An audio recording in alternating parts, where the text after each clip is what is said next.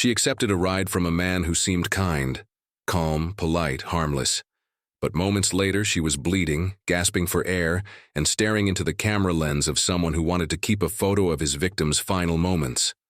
What he didn't know was that she would survive, and decades later, her survival would expose one of California's most disturbing serial killers. In the late 1980s, Los Angeles was terrified.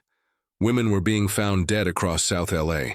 Police had no idea that the man responsible was living quietly, fixing cars, chatting with neighbors, and pretending to be just another friendly face. His name was Lonnie Franklin Jr., a man who would later be known as the Grim Sleeper.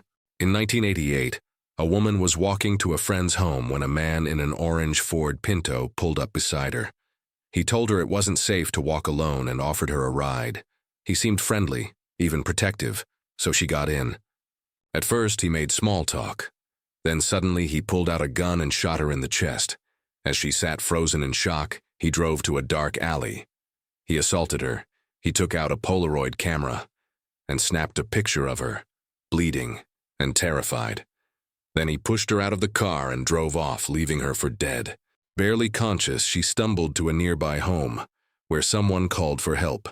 She gave police an incredibly detailed description of her attacker, his car, and what happened that night. But despite that, the trail went cold. For years, the murders stopped, or at least that's what everyone thought. Then, decades later, women began disappearing again under the same circumstances. When DNA technology advanced, investigators found that the new crimes were linked to the old ones. Using familial DNA, a technique that compares genetic markers between relatives, detectives finally traced the evidence to one man, Lonnie Franklin Jr. He was living just blocks away from where most of the victims had been found. When police searched his home, they found hundreds of photographs of women, many still unidentified, along with jewelry and personal items believed to belong to his victims. Franklin was charged with the murders of 10 women, but authorities believe there may have been many more. And when the survivor took the stand, she told the world exactly what happened that night, calmly, clearly, and bravely. Her testimony became the key that finally ended his killing spree.